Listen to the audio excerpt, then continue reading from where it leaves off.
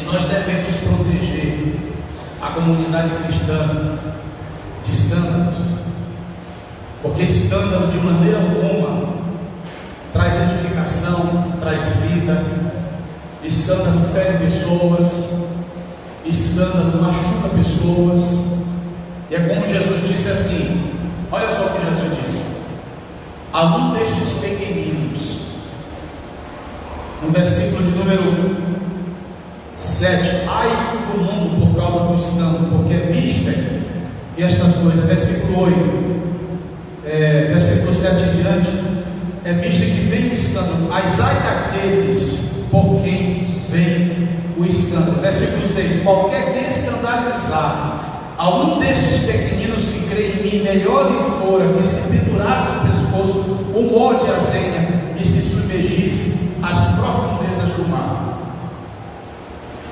Então o que Jesus está querendo aqui? Jesus está querendo proteger os novos convertidos. Jesus está querendo proteger as pessoas que estão sendo inseridas na igreja. Essas pessoas que precisam ser doutrinadas, precisam ser fortalecidas. E o escândalo mexe com a fé dessas pessoas. Por isso que algumas pessoas, quando entram na igreja e presenciam certos comportamentos, porque ela entra na igreja achando que todo mundo é perfeito, ela entra na igreja achando que todo mundo é melhor do que ela, essa é a concepção que o pecador tem da igreja. Então eles não entendem quando eles presenciam esse tipo de procedimento. E é muito difícil quando a pessoa presencia isso sem antes estar preparado. Porém Jesus diz o quê? É misto, e essas coisas acontecem. Então o que Jesus está prevenindo o povo? Gente, a igreja é composta por joio e por trigo. Então existe gente dentro da igreja que nunca conheceu o Evangelho e se dizem cristãos.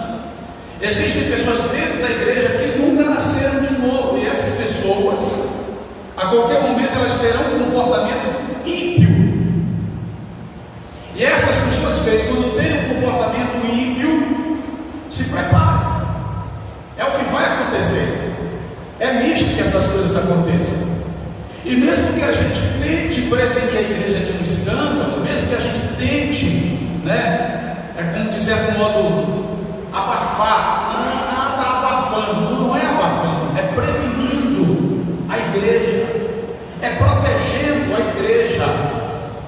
Mas Jesus diz que mesmo com essas tentativas, mesmo com essas medidas, é necessário que isso aconteça.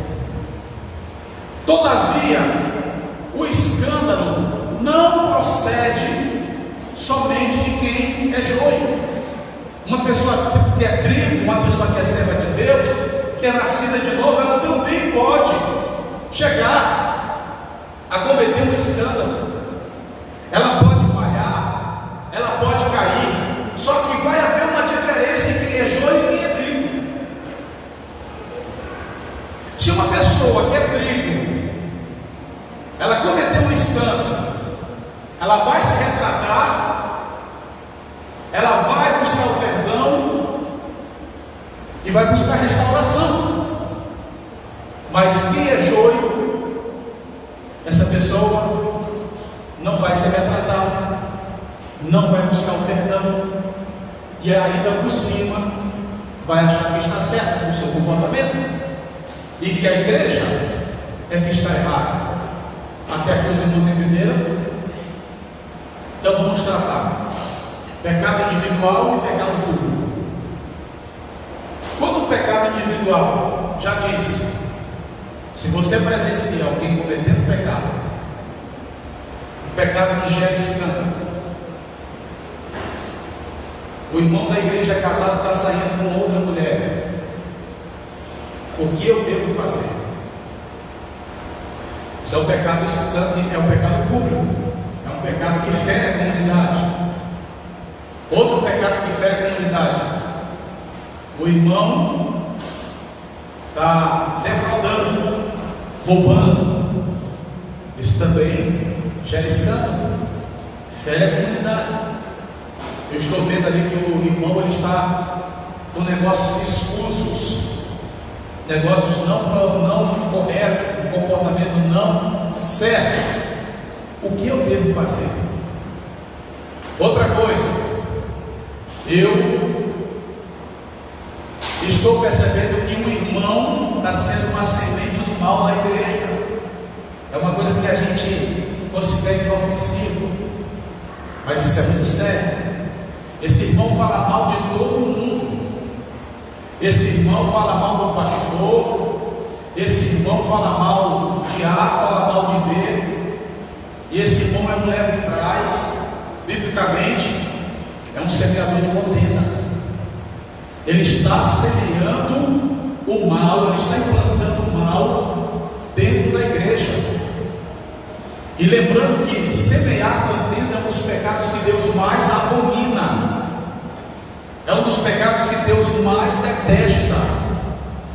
E Ele mesmo fala na sua palavra, lá no livro de Provérbios, que 6 coisas, Deus abomina, Deus detesta, mas o pecado de semear contenda entre irmãos é o pior.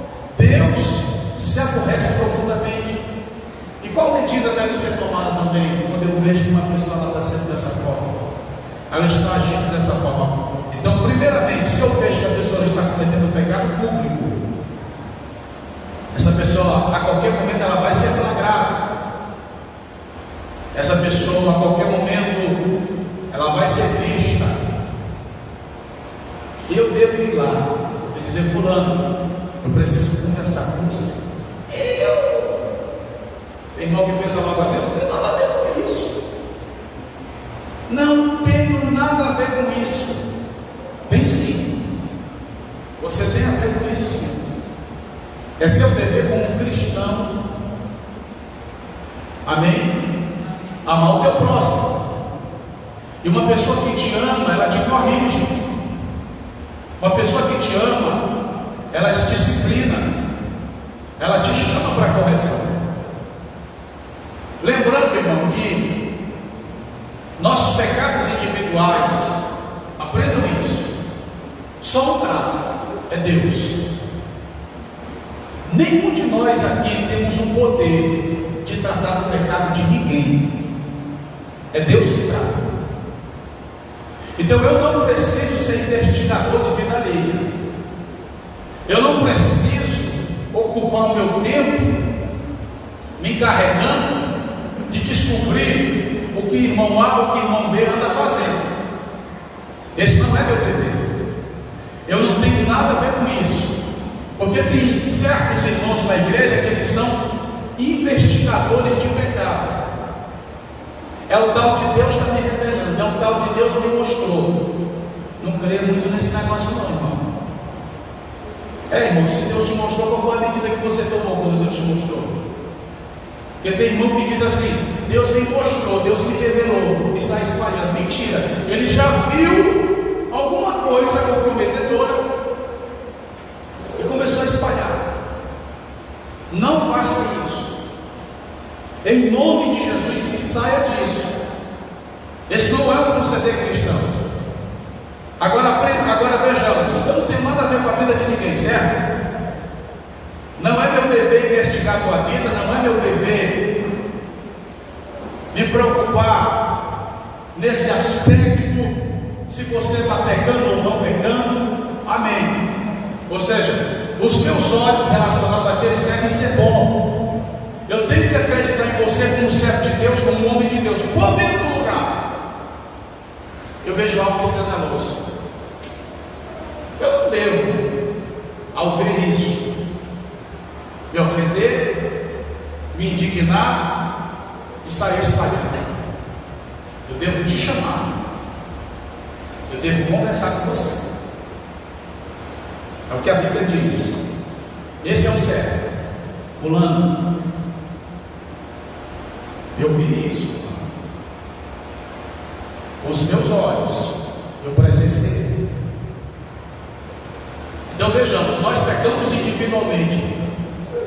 Qual é o nosso medo quando a gente peca individualmente? É que isso seja levado a público. é que isso seja levado a público. Por quê? Porque se o nosso pecado for levado a público, além de nos ferir, vai ferir também os nossos irmãos, vai ferir a comunidade. E é ruim ter a nossa imagem exposta. É ruim sofrer esse tipo de ato. E é criminoso também, até. Então ninguém deve ser exposto, irmão. Isso é criminoso. Isso não é correto. Isso é uma atitude vil, isso dá processo, isso dá cadeia. Mas se eu vejo meu irmão pecando, o que eu tenho que fazer? Eu tenho que ir. Fulano, eu vi isso, fulano. Então, fulano. Aí o irmão chora, se arrepende. Naquele momento ali você ora por ele. Morreu, irmão. Amém? Acabou. Só isso, pastor. Só isso. E ó, olha para cá. Ó. Larga. Morreu, história. E o que a Bíblia diz? Aí você vê o seu irmão se arrepender. O irmão chorou, se arrependeu. O que a Bíblia fala acerca de ti? Olha para cá, irmão. Ó. A Bíblia fala assim: você ganhou o teu irmão. Lá no céu você vai ter uma recompensa. Você agir dessa forma. Mas aí o irmão, ele não se arrepende, ele continua fazendo. Aí qual é a medida que você vai tomar? Você vai ameaçar esse irmão. Olha, você continuar com isso, eu vou ter que chamar mais uma pessoa. Então você já está lidando com uma situação delicada. Aí você chama outra pessoa. Você chama outra pessoa. Aí essa outra pessoa, mas ela tem que também ter uma índole, ela tem que ter caráter. Ela tem que ser uma serva de Deus, um servo de Deus como você. Não é esse tipo de ídolo que escuta uma coisa e sai espalhando para todo mundo. Muito bem. E então, vocês dois agora vai ser uma pressão maior. Agora já são duas testemunhas. Já são duas testemunhas. E essas duas testemunhas vão tratar, e com certeza vai ficar melhor, porque dois é melhor do que um. Aí o irmão viu que o negócio está ficando ruim. O que ele faz? Vai se arrepender. Porque agora já são duas pessoas. Mas duas pessoas não estão resolvendo. Chama mais outra pessoa. Já são três pessoas. Mas as três pessoas não estão resolvendo. Aí esse irmão na igreja, ele exerce um cargo. Ele é membro, ele ceia. Aí quando a Bíblia diz assim, comunica para a igreja. Comunica para a igreja não é espalhar para toda a igreja. Comunica para a igreja é chamar liderança. Porque o que é a liderança nesse momento, irmão? São pessoas que têm a chave do reino dos céus. Lembra quando Jesus disse a Pedro: eu te digo, tu és Pedro, e sobre esta pedra edificarei a minha igreja, e as portas do inferno não prevalecerão contra ela? Veja no capítulo 16, 19: e eu te darei as chaves do reino dos céus. É chave. Chave tem poder para ligar e desligar. Às vezes a gente pensa que esse versículo está relacionado à oração. E não, vamos orar, porque se dois ou três concordarem, não. Esse versículo não tem nada a ver com oração. Esse versículo tem a ver com disciplina eclesiástica. Aí você comunicou para a liderança da igreja, você chamou a liderança da igreja. Você chamou o pastor, você chamou os obreiros, ou seja, o corpo mais experiente da igreja, certo? Então digamos, você está sabendo de um pecado, Você não tem necessidade de ir logo contar para o pastor da igreja. Você está sabendo. Se quiser, conta. Se for o pastor que você quiser chamar, como a segunda testemunha, como a terceira testemunha, chame. Ou seja, é qualquer pessoa, se é um obreiro, se é um diácono, mas que seja uma pessoa experiente como você. Aí nesse caso, irmão, vai ser uma pressão maior. A igreja em cima do camarada. Meu irmão, você vai ter que largar. Você vai ter que parar com esse comportamento. Você vai ter que parar com essa atitude. Se ele realmente é cristão, se ele realmente é servo de Deus, ele vai baixar a cabeça dele, vai se arrepender, vai sentir um apoio, vai sentir que de fato essa comunidade o ama. Mas aí, irmão, em outro caso, ele não se arrepende. Aí o que a Bíblia está dizendo? Nesse caso, se ele não se arrepender, considere-o publicano. Não é isso? Veja comigo, capítulo 18. Considere o gentil ou publicano? Quando Jesus diz gentil, Jesus está se referindo a pessoas pagãs. Os pagãos, eles não entravam no templo. Era proibido a entrada de gente pagã, gentil. Só judeu entrava no templo. Mas se esse judeu fosse publicano, cobrador de imposto, eles entravam até no pátio. Eles não entravam dentro do templo. Eles tinham acesso até no pátio. Dentro do templo não. Entendeu? Quando aquele homem da parábola do fariseu e publicano, aquele publicano, na hora que ele estava orando, ele não estava orando dentro do templo, ele estava orando no pátio.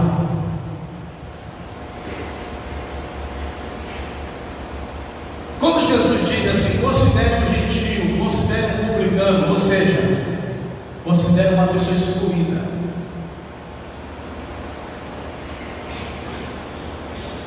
A igreja deve chegar para essa pessoa e dizer: irmão, fulano, desculpe, mas não dá para você continuar aqui com a gente. Você está convidado a se retirar. Se essa pessoa é um pastor, ele deve ser destituído do cargo dele de pastor. Se essa pessoa é um obreiro, dirigente de círculo de oração, líder de evangelismo, ele deve ser afastado imediatamente. Agora vamos para outra questão. A pessoa começou a cometer pecado, está todo mundo da igreja sabendo.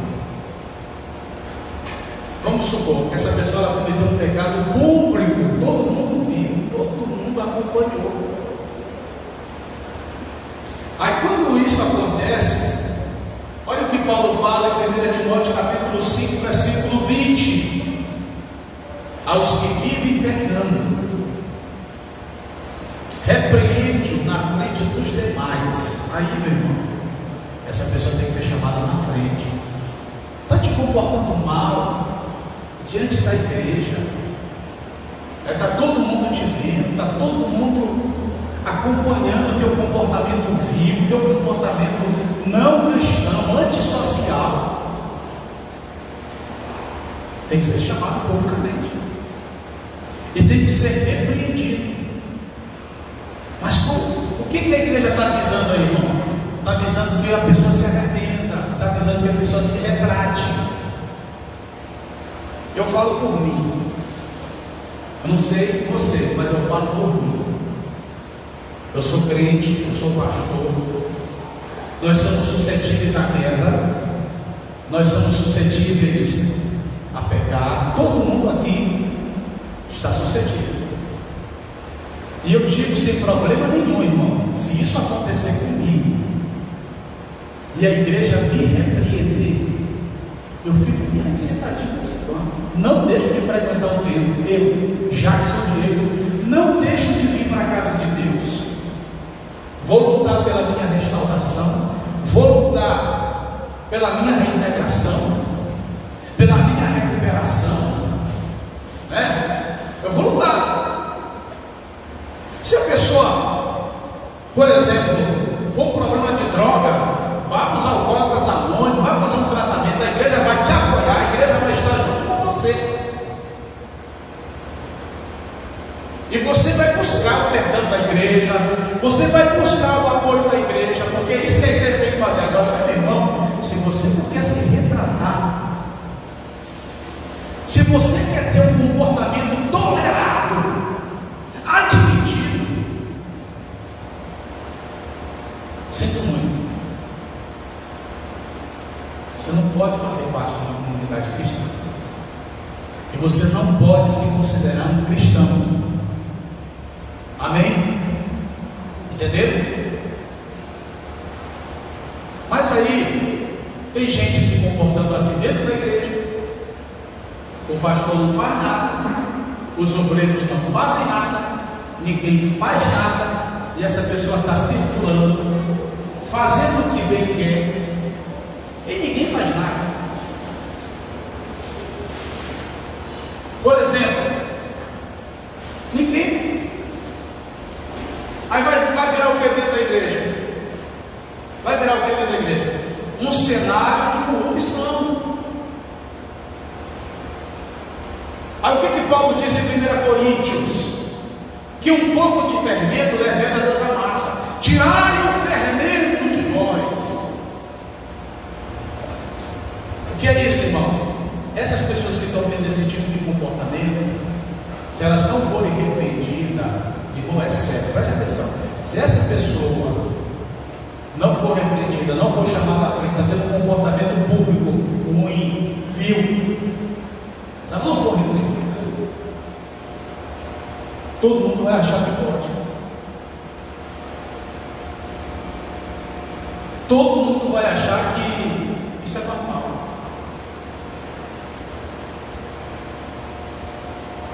E não é normal.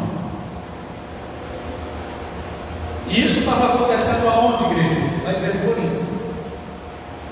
A igreja de Corinto estava uma verdadeira bagunça. Olha aqui o que aconteceu dentro da igreja de Corinto. Tinha irmão que se prostituía.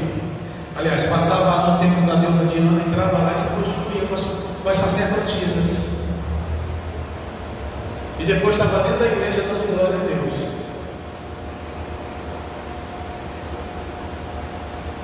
Tinha outro, por exemplo, que tinha um caso com a madrasta dele e tinha oportunidade dentro da igreja. E Paulo disse: não é boa a vossa jactância, está em 1 Coríntios capítulo 5. O que é isso? O que é jactância aqui? É que a igreja dizer assim: irmãos, nós não podemos julgar, amém? Quem julga é Deus. Nós somos a geração do amor. Aqui ninguém julga ninguém. Aqui nós pregamos amor. Jesus disse no seu evangelho: não julgueis para que não sejais julgado. Então, irmão, se você está fazendo algo de errado, quem sou eu para te julgar? Como é que é? Está errado, irmão. É o que Paulo diz. Essa jactância não é boa. Esse procedimento não é bom. Então, se você vê que a igreja tomou uma medida relacionada a alguém, ao comportamento ímpio, ao comportamento vil, a igreja foi lá e repreendeu, está certo? Se escandaliza com pecado. A gente não tem que se escandalizar com disciplina, não. A gente não tem que se escandalizar com correção, não, irmão. A gente tem que se escandalizar com pecado. Porque isso está sendo tomado, essa medida está sendo feita para que o pecado não se espalhe na igreja. Aqui nós promovemos edificação, aqui nós promovemos santificação. Esse é o correto. Essa deve ser a atitude certa.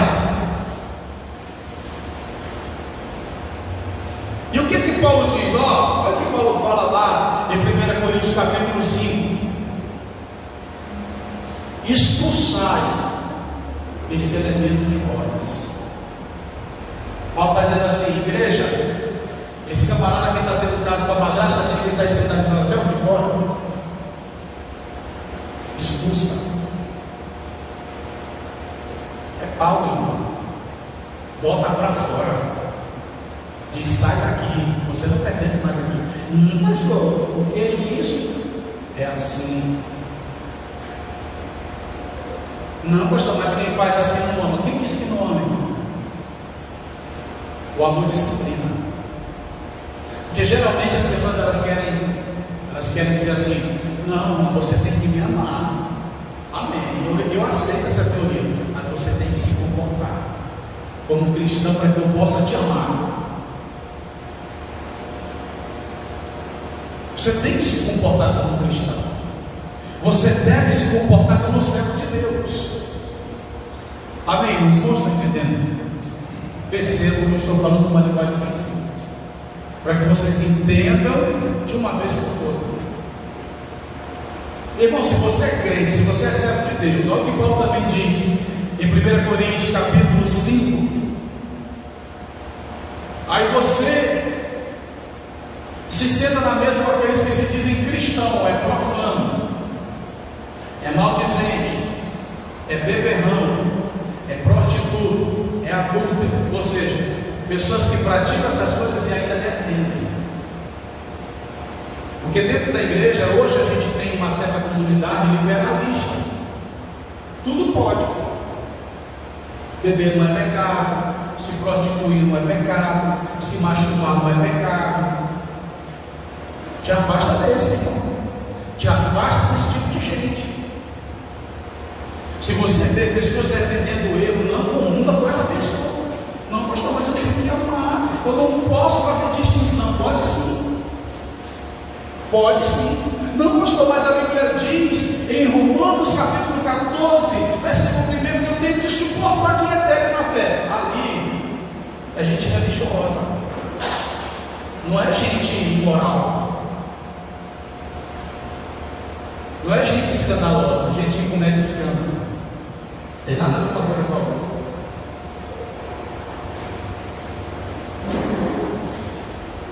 Paulo diz: expulsai do meio de vós.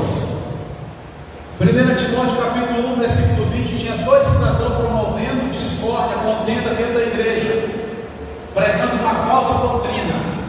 Quem era o nome deles? Capítulo 1, 20, Himeneu e Alexandre. O que Paulo fez?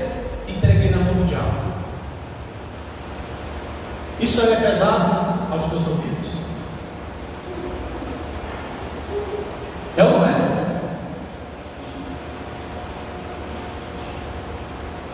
Vou repetir. Um pastor disse assim diante de toda a igreja: olha, irmão fulano, eu já entreguei na mão do diabo. É pesado?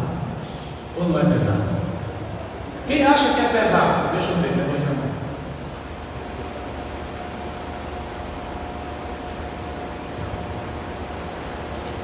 É pesado. Paulo fez isso. Pregou na mão do diabo. E o pastor também diz assim para um membro: ó, sai desse ministério, você não é mais bem-vindo aqui. É pesado? É ou não é? Paulo fez isso. Tirar de vós esse elemento. Quando eu chegar aí, eu não quero ver.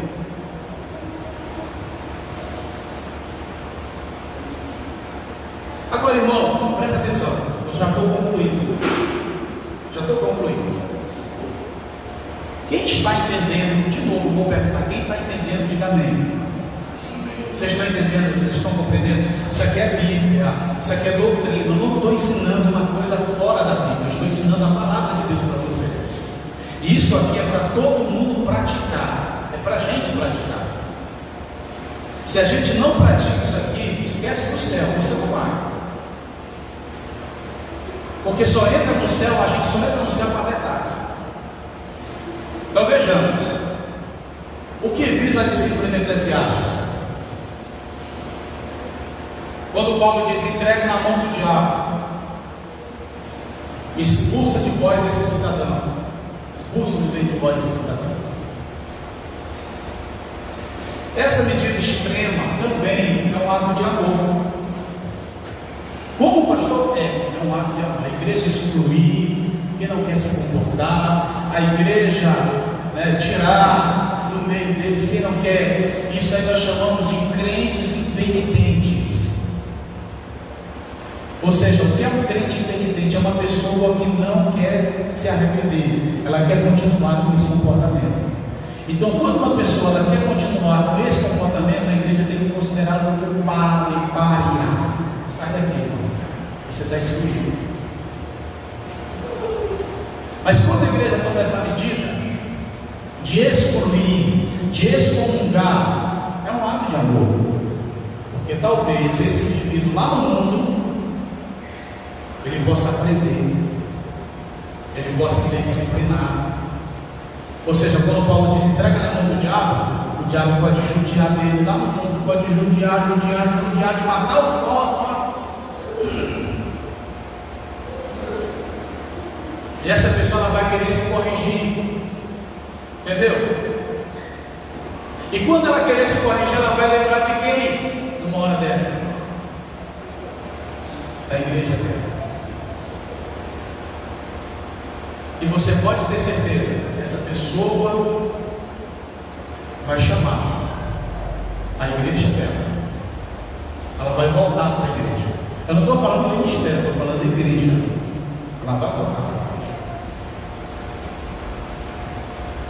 Mas se a pessoa ela tem um comportamento vil, ela tem um comportamento escandaloso, ela não é disciplinada, a igreja está perdendo esse tempo. Quando a gente não toma nenhuma medida, a gente está incentivando essa pessoa a endurecer seu coração para as coisas de Deus. Ou seja, se um tipo de comportamento como esse é tolerado dentro da igreja, a gente está incentivando o pecado. A gente está incentivando o indivíduo a ser muito mais na sua prática. E se há esse incentivo, vai haver uma dureza de coração. A pessoa não vai querer se voltar para Deus, porque ela está numa igreja que tolera, ela está numa igreja que aceita, ela está numa igreja que, por exemplo, se adequa a esse tipo de comportamento da parte dela. Ela é tolerada, ela é admitida. E geralmente, pessoas que têm esse comportamento assim, é gente de dinheiro. Infelizmente, é o que mais acontece. O pastor, juntamente com um grupo de obreiro, já está todo mundo sabendo, mas o dízimo do irmão é alto, o dízimo do irmão é forte. O dízimo do irmão é que paga aluguel, o dízimo do irmão é que paga isso, é que paga aquilo da igreja, é que paga problema de rádio. Tudo bem, a consciência da igreja ali já está contaminada, mas é a consciência da própria pessoa que é o ofensor. Essa pessoa perde visão, essa pessoa perde foco. Essa pessoa, quando ela tiver uma crise de consciência, ela vai recorrer para quem? O pastor dela não é sério, a igreja dela não é séria. Vocês estão entendendo a gravidade? Digamos um filho rebelde que sai de casa. Ele vai ganhar o mundo, ele vai ganhar a vida, ele vai sofrer, ele vai apanhar a vida, mas ele vai fazer como um filho pródigo. Se eu voltar, se eu me retratar, mas é engraçado, ele volta, mas com o pensamento transformado. Você agora é uma nova pessoa, você é crente. Eu vou me voltar para as coisas de Deus. Aí esse indivíduo é reintegrado à igreja. Fez o que não prestava lá no mundo, ele não quis, né? Fez de tudo, não quis quis ouvir a liderança, não quis ouvir a igreja, foi convidado a sair, saiu, o diabo judiou, o diabo bagunçou com a vida dele, e geralmente essas pessoas elas voltam, infelizmente, com os dias contados. Com os dias contados. É incrível. Deus não dá uma chance para elas viverem mais tempo de vida. Elas já voltam no fim das consequências. E eu já vi casos assim, de gente que se comportou dessa forma, que procedeu dessa forma, depois se retratou, e Jesus levou. E a igreja ainda diz assim: oh, Jesus não leva, não leva. Jesus levou. Levou embora. Mas aí, se a pessoa morresse com esse comportamento obstinado, com esse comportamento contumaz, de quem seria a culpa? Vamos, irmão? Dela também. E de quem mais? Da igreja.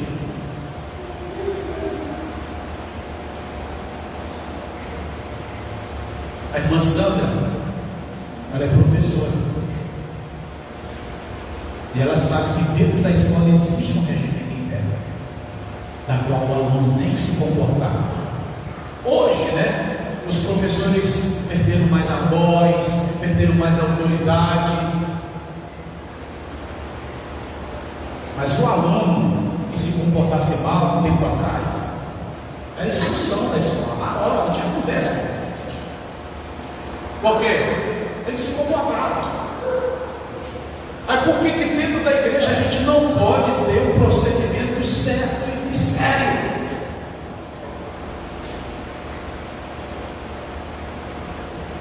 Quando o ímpio escuta algo sobre a igreja,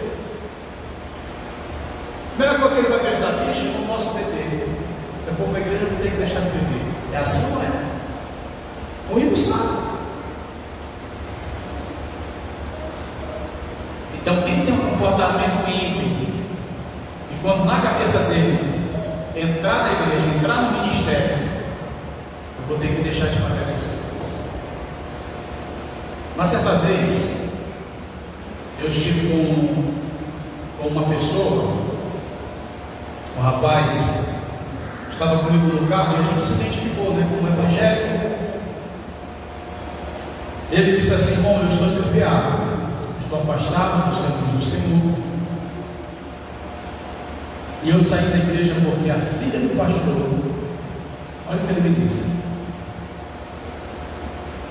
cantava lá no ministério de louvor, era lésbica, ou é lésbica. Todo mundo lá sabe que ela se comporta assim, mas ela canta no ministério de louvor.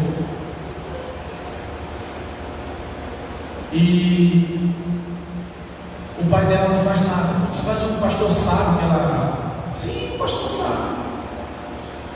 O pastor sabe.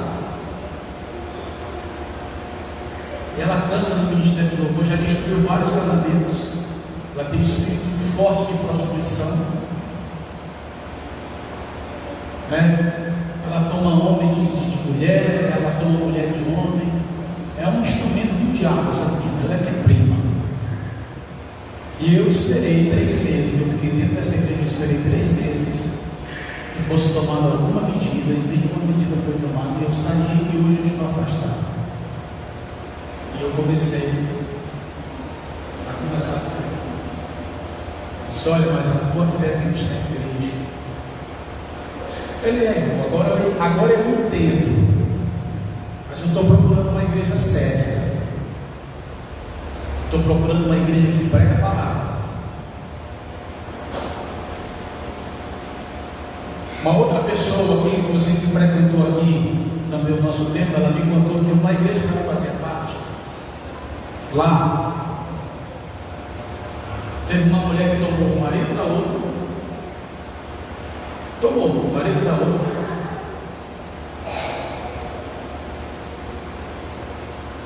E dentro da igreja, aqui tomou o marido da outra, continuou congregando ela e o Bom, ela e o novo marido. Aí, a que foi ofendida saiu do ministério. E quando ela saiu do ministério, nessa nova relação, de fruto de adultério, o pastor ainda foi lá e abençoou. Está entendendo? Eu pergunto, pode isso? Pode, igreja. O que você faria dentro de uma igreja dessa? Algumas pessoas saíram, e quando saíram, o pastor foi lá e ameaçou com profecia. Ei, olha, não pode julgar, assim diz o Senhor, Deus sabe o que faz, Deus quebra o protocolo. E a igreja lá, assim de gente. Hoje teve um baque, já não tem mais tanta gente. É por isso que eu digo, irmão, tem muita igreja assim, cheio de gente, mas também está assim, de erro eclesiástico. Eu não vou dizer, está cheia de pecado, porque quem é que não pega? Todo mundo pega, mas eu quero ser corrigido, eu quero estar num ambiente sério, que seja capaz de me corrigir, que seja capaz de me reintegrar, que seja capaz de me chamar a atenção, que seja capaz de me influenciar para fazer o bem e para fazer o certo. Eu quero estar num ambiente onde gere temor no meu comportamento, nas minhas ações. Nós temos uma fera dentro de nós, irmão. Essa fera se chama homem. Natureza pecaminosa, e se ela não for controlada, se ela não for dominada, se eu não tenho um pecado contra Deus, se eu não tenho um pecado contra a minha igreja, ai de mim. E eu só encerro convidando a igreja para abrir 1 João capítulo 5.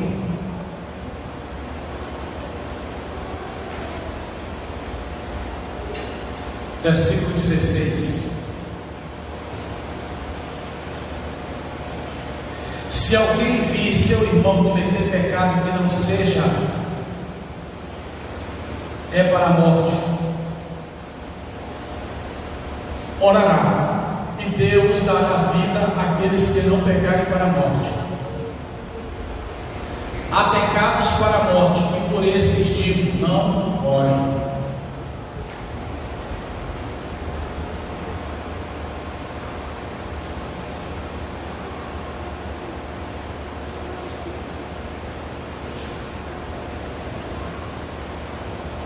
Aí aquela questão, dentro da nossa comunidade houve uma pessoa que feriu, que ofendeu, que se comportou mal, foi chamado a atenção, não se retratou. Qual medida a ser tomada relacionada a essa pessoa? Não considerar um crente. Aqui no Cristo. Considera gentil.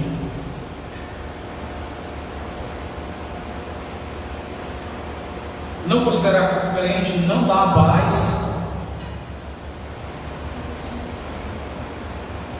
Agir também com uma certa diferença. Não digo ficar mal, mas excluir de todo o convívio nosso. É o correto. Porque veja bem, olha o que o texto diz: toda iniquidade é pecado, e há pecado que não é para a morte. Aí veja bem, se alguém vir seu irmão cometer pecado que não é para a morte, orará, e Deus dará vida àqueles que não pecarem para a morte. Há pecado para a morte, e por este digo que não orem. Então existem certos tipos de pecado específico. Eu não devo nem orar. Não devo nem orar.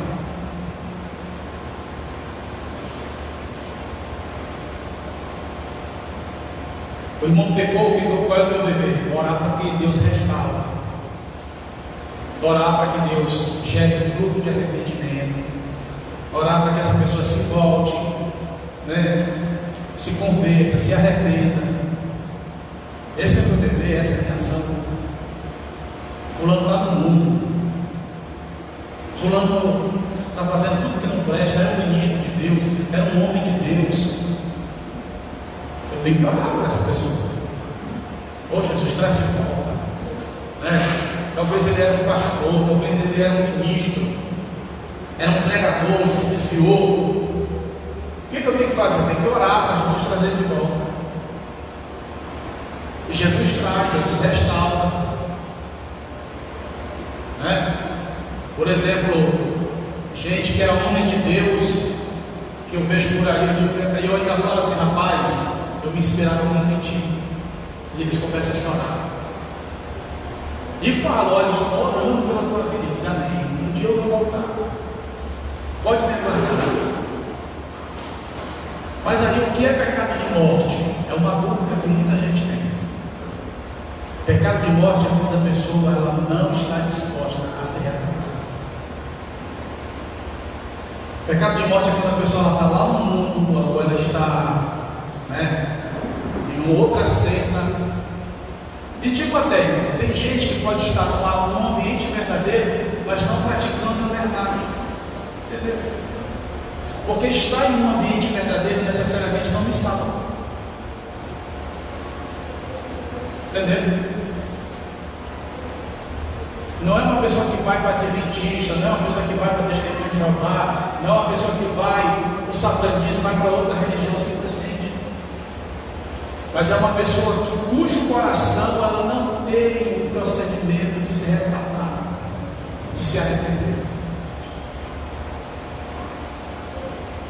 Ou essa pessoa, digamos, ela abandonou a fé, ela saiu, e hoje ela tem uma outra convicção, ela tem um outro pensamento, ela crê em uma outra doutrina agora. Essa pessoa anda por aí dizendo agora que doutrina da Trindade é coisa de homem, é coisa também do diabo, não é coisa de Deus. Irmão, nem olhe por eles. Eles sejam assim. É pecado de morte. Ou seja, pecado de morte é quando a gente vê que a pessoa ela não tem mais condições, não tem mais possibilidade de ser reintegrada à fé. A fé que antes ela tinha. E Hebreus capítulo 6, versículo 4 diz que é impossível outra vez renovarmos. É impossível.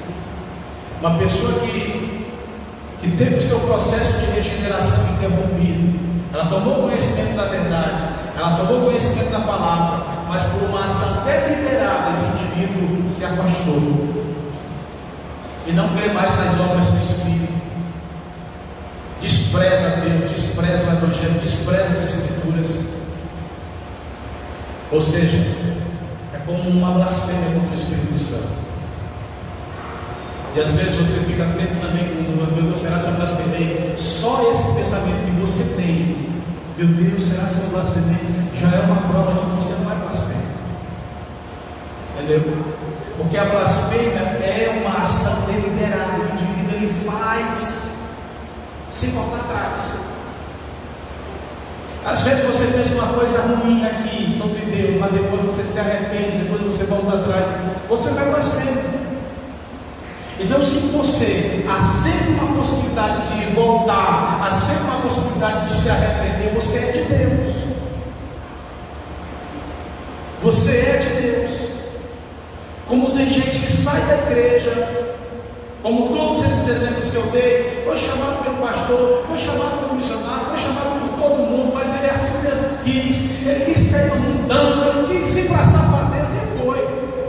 Experimentou de tudo, até drogas, mas aí veio o diabo, judiou dele, deu uma rasteira nele, ele passou isso, passou aquilo, e ele até no coração dele estava disposto a nunca mais voltar, mas veio o Espírito Santo e fez ele se arrepender.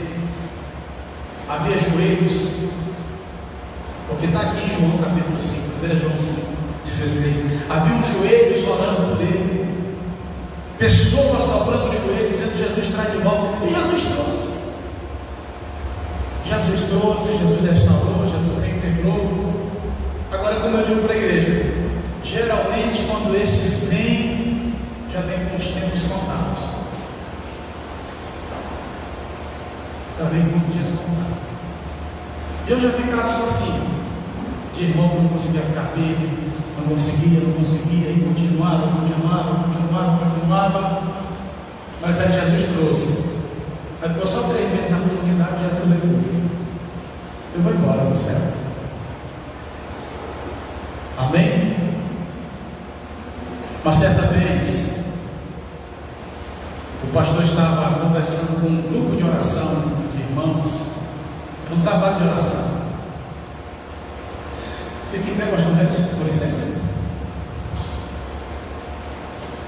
Aí o pastor conversando, né? Fique de costa também, pastor. Chegue mais para cá porque o microfone vai ter, fique de costa. Aí o pastor conversando com o grupo, aí a jovem. E aí, pastor? O pastor só olhava assim, o pastor ignorava. Pastor, quero me reconciliar, pastor, aí comigo. E o pastor só fazia dessa forma. O pastor continuava conversando, aí o pastor era fazer assim. Vai lá, pastor, me rejeitei, pastor. Desse jeito. Aí uma mulher foi tomada. Ei! A ver a mulher. Tem coisa que é carne e tem coisa que é Deus. E essa daí, irmão, estava era cheia da glória. Homem! Ore por esta jovem. Porque o dia dela estou contado.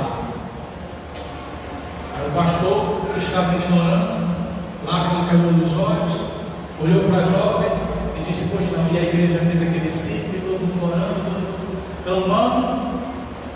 E a jovem ali foi renovada, recebeu o batismo do Espírito Santo. Deus renovou, e a igreja toda alegre. Irmão, mas já tinha caído mais de 60 vezes. É por isso que o pastor não pediu para essa lá. Mais de 60 vezes. E quando essa jovem foi atravessar a rua do carro, perdeu e matou. Ou seja, estava contada. E ali, ela só foi receber. Amém? O acesso dela ao céu. Só foi renovar o passaporte que ela vencia. Eu convido os irmãos a ficar de pé. Deus, tudo que foi ministrado, tudo que foi pregado, não faça o teu povo, não permita que o teu povo esqueça, mas que o teu povo aprenda, que o teu povo seja informado e enriquecido por todas estas informações.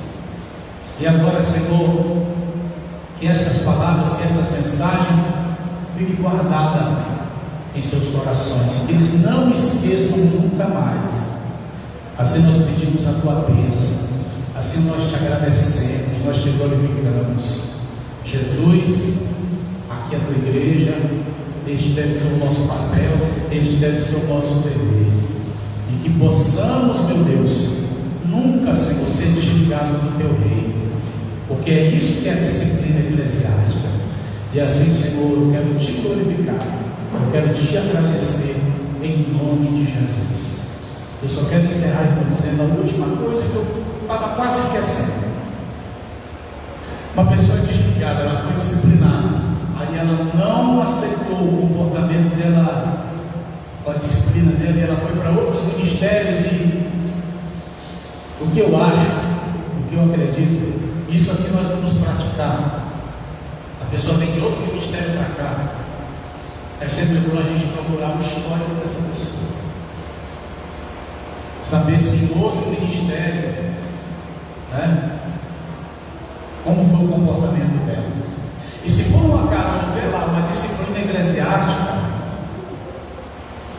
e essa pessoa chegou aqui, infelizmente a gente vai ter que saber o que aconteceu, o que ocorreu, e aqui no ministério ela vai permanecer disciplinada. E isso deveria ser praticado em todas as igrejas, irmãos, porque a gente ia prevenir a igreja de um mal, E disciplinar não é excluir pessoas, é amar, é tentar corrigir, é ato de amor. Amém? Porque se eu apoio uma pessoa que está desligada do reino dos céus, eu estou trazendo maldição também para a minha vida e para a igreja. Ah, porque a igreja lá desligou, mas aqui a gente não desliga não. Aqui a gente liga. Está desligada, filho. Ela foi insubordinada na igreja dela lá. E a gente não pode tolerar esse procedimento. Irmão, você fez o que lá na sua igreja? Você deu problema?